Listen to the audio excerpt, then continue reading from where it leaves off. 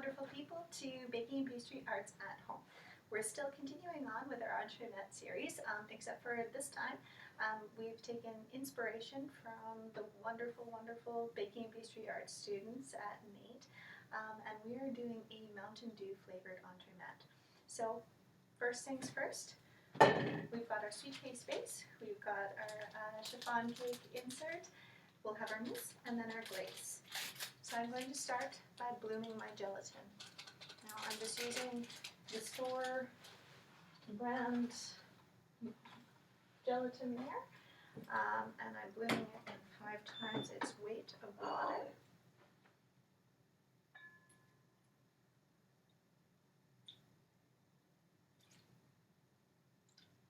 Here we are. Oh.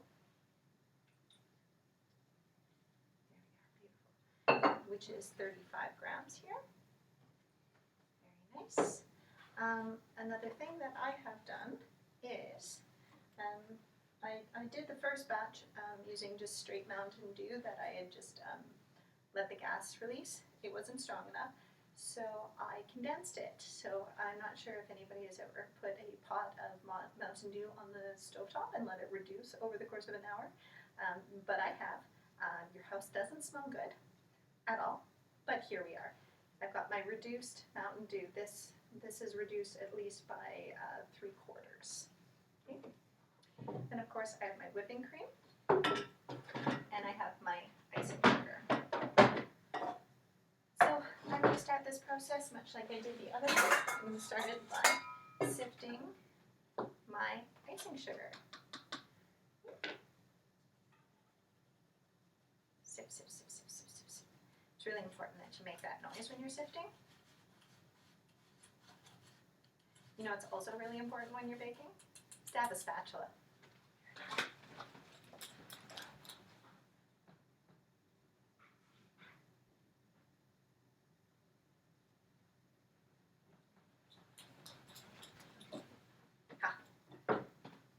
Scaling out the whipped cream. Okay, so I have my icing sugar, and now I'm going to add a little bit of my syrup, my condensed Mountain Dew. It's like condensing teenage years into one fancy little cake. Here I am, making my paste, which is good. Paste made.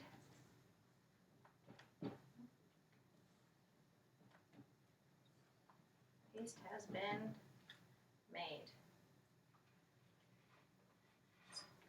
Quite the color of syrup.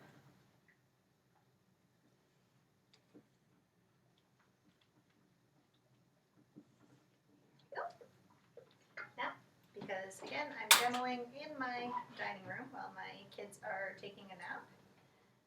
I have no heat source, I don't have a microwave. If I did, I would just pop this in the microwave and be done with it. But instead, I'm doing it on the burner, waiting till that melts.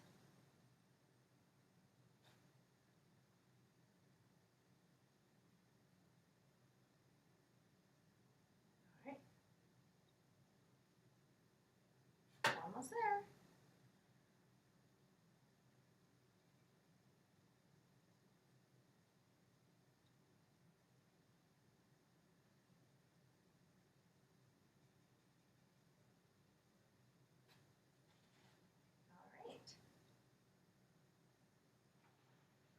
So I have my gelatin melted. I'm going to pour that right in to here.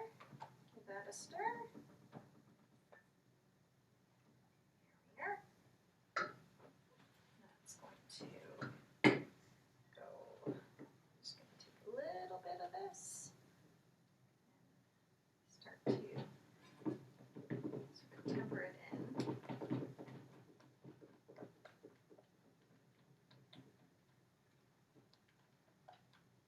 I just don't want any lumps in there.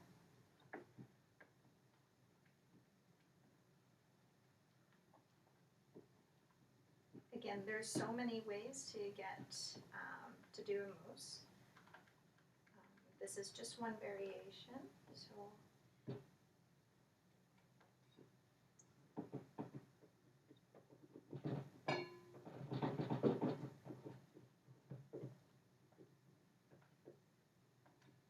importantly, my whipped cream is cold, but not super cold. My Mountain Dew syrup is room temperature.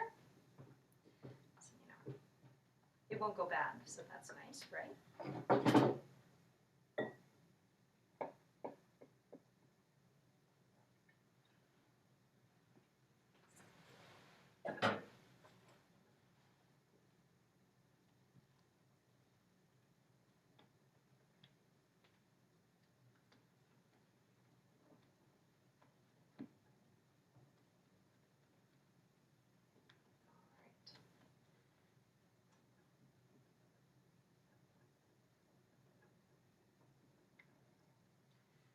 Oh, the dew. Here we are. Got it. Coming together here, just like that. This is together. Now, what I am going to do is I'm going to pull out my piece of angel food cake, which is about 2 1/4 inches by 8 inches long. I'm going to add a little bit of my mousse on top of it, because I'm going to roll it, spread that out. Now, why not add sprinkles?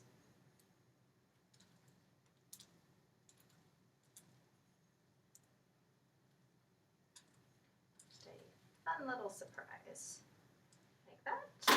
And then I'm popping it into my freezer, which is outside.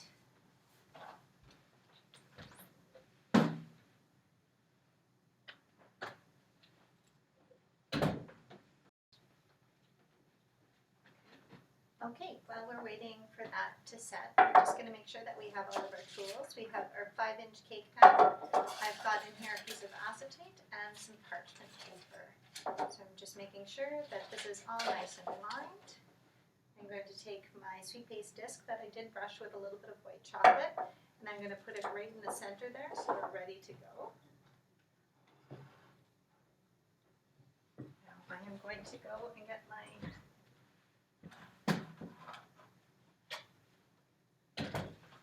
sparkly, sprinkly piece. That looks like lots of fun. I'm going to trim my edges.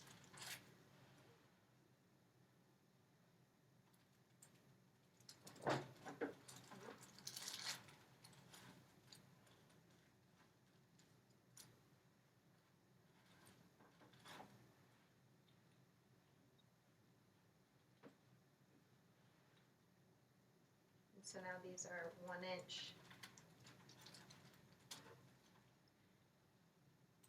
1 inch is wide. I'm going to start to roll them.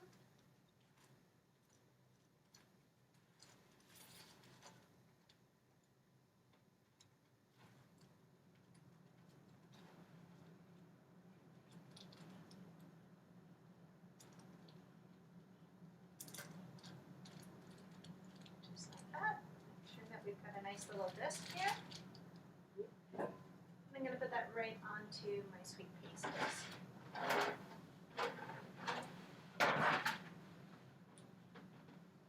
Now I'm going to fill my mousse right at the top.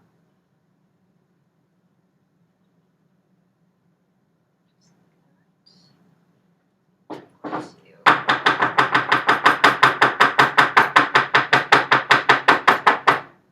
to of course get rid of any of those air bubbles. And I'm going to go put this out into my freezer, which is outside. And of course, any extra mousse, what I do is I put it into my little insert here so that I have something to use in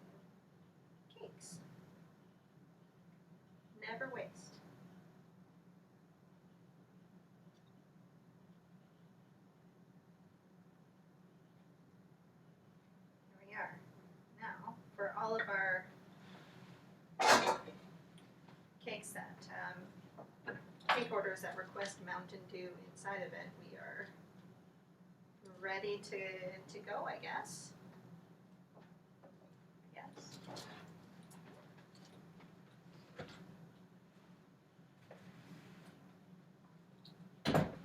So now we are going to make the glissage.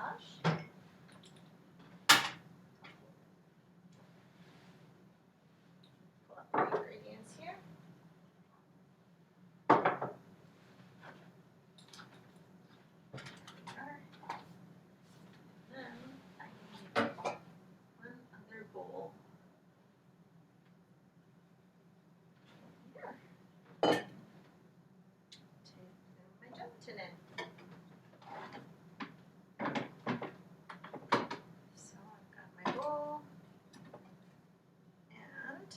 My gelatin.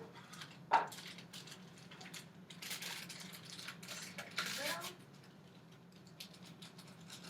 know I need 5 times the amount of water to bloom it.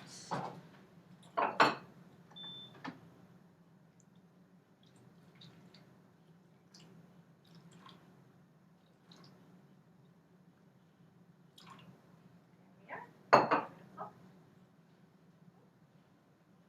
So while that's blooming, I need to scale up my water for my glaze. There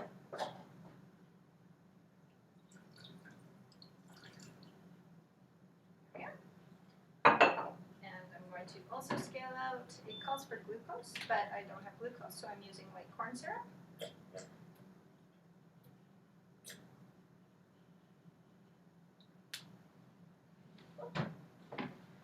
And my sugar. Yeah. There we are.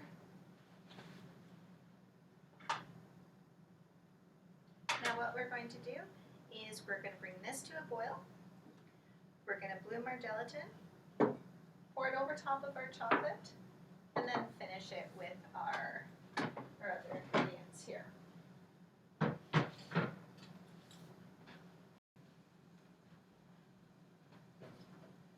Okay, so I make sure that I have a container that's heat stable. I'm going to pour my chocolate into it. Here we are. This is just coming to a boil. As you can see from the last demo, I have learned a lesson.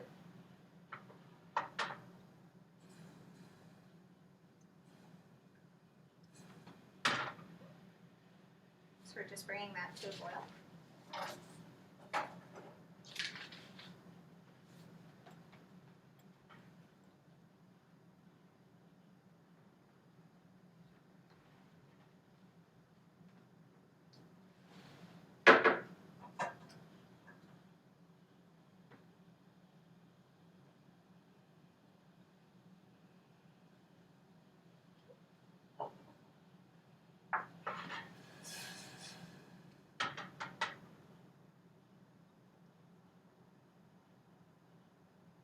Waiting for it to dissolve.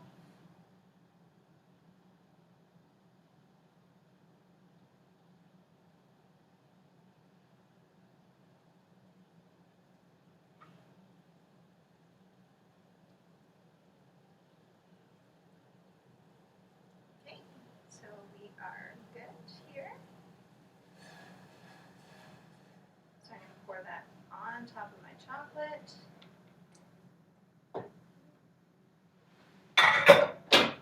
Then I'm going to heat up my gelatin.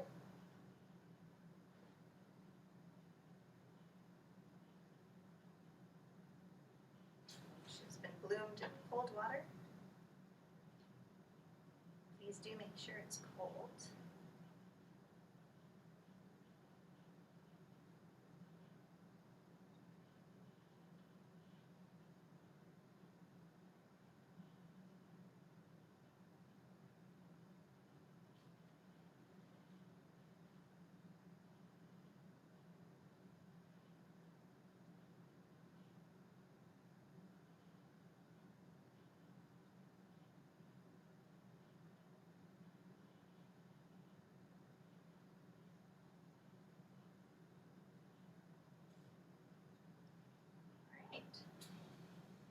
So we are all done here. Pour it in there.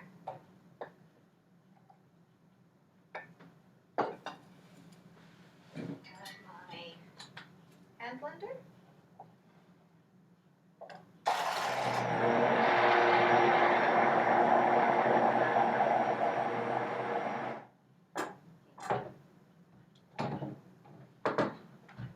Handy dandy hand blender that doesn't quite reach the table, but again, in our situation, we are making do with what we have, and we can still do a lot with what we have.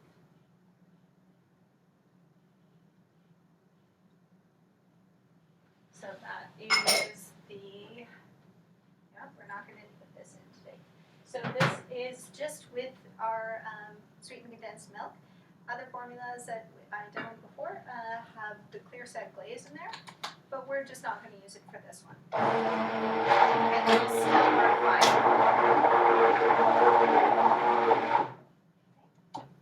So we'll wait till this reaches between 30 to 36 degrees. At this point, again, you could add coloring to it. You could use fruit purees. I usually do, but seeing as we're using Mountain Dew and sprinkles, I'm not entirely concerned about the nutritional value or keeping it all natural. So I have gone ahead and made a glaze and used some food coloring, which I've dyed an inspirational limey color, or I guess the color of the dew on mountaintops, just like that. Now, don't need this guy anymore, but I do need this. And again, I'm setting myself up just to make sure that I have everything in its place. I know that I'm going to be putting a little skirt on this, so I've just put some leftover macarons, some of them that didn't work out very well for me or that were a little bit misshapen. After I baked, I grind them up, dry them out, grind them up, and they make a really nice skirt.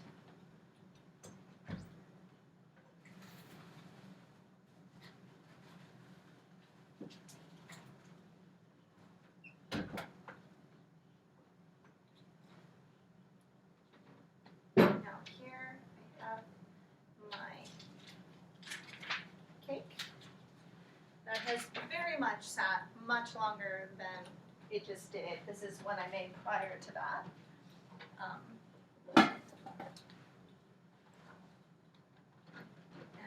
here's my cake plate. So I have all my tools in place. Again, I am going to go around and just make sure that these edges are a little bit softer so that I get a nice glaze. Do you have a little bit of snow on this? That's okay.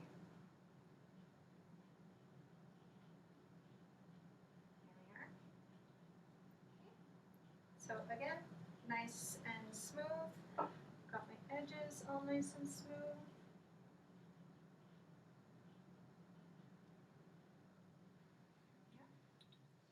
Okay, I'm going to take a quick temperature.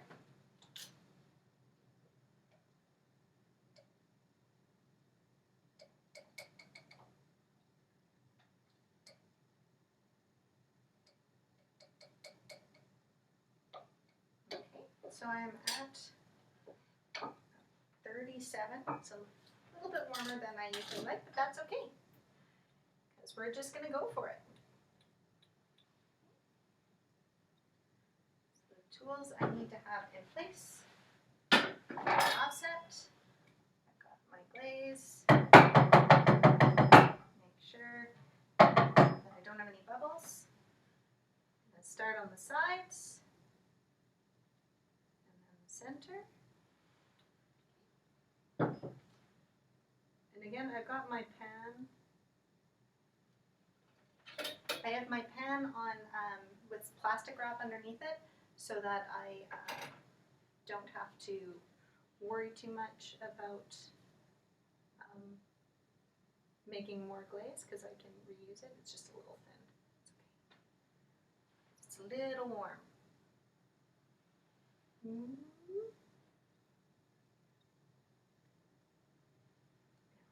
Beautiful.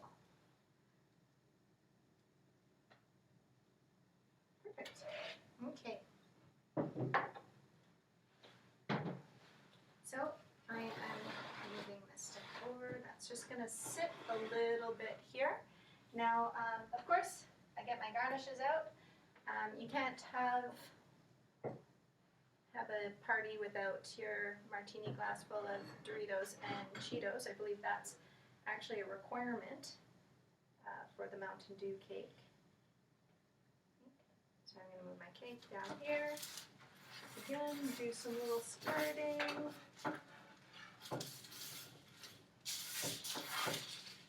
Tracing that spreading all the way around, even though I'm not being the most delicate with it.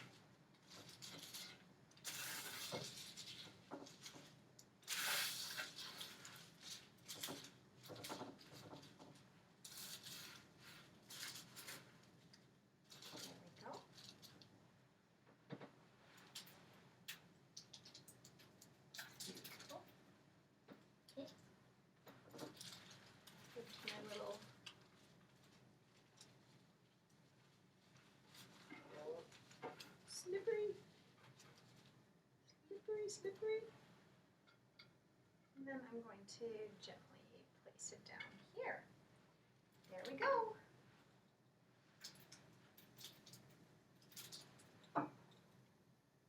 Just push some of this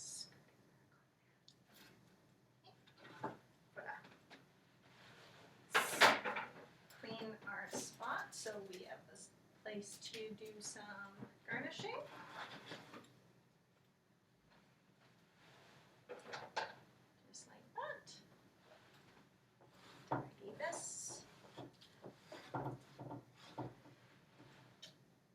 As you can see, this is very makeshift, but here we are anyway.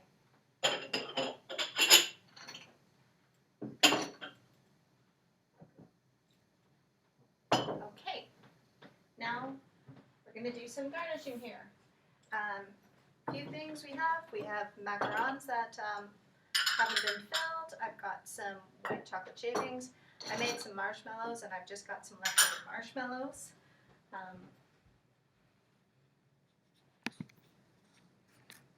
Are you kidding me? Oh, you still going? Oh, nice. Okay, so for garnish, I've got a whole bunch of different things, though I think the main thing when you're decorating a cake that's inspired by your students and Mountain Dew is that you make sure that first off you have some Doritos and some Cheetos nearby for garnish, and that you also have some zebra print, clearly inspirational. I also made some marshmallows, so I have a few of those that are just kind of kicking around, and so this way I can make sure that I have an assortment of interesting things. I'm just making the nicest. Okay, so we're going to start with the garnish here. I'm going to just cut one of our little triangle marshmallows into a triangle, because having different shapes is always nice, especially when you're trying to complement the shapes of our Dorito. Maybe this one. I've never plated or done anything dessert-wise with Doritos, so it's proving to be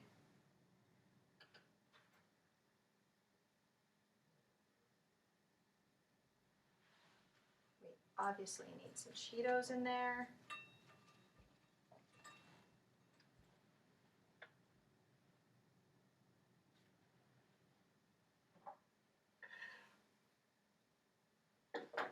Then I also, every once in a while, when making macarons, I'll kind of spread a little bit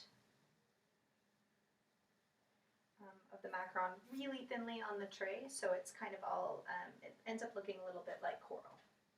I like these squiggly sort of bits. And And here we are.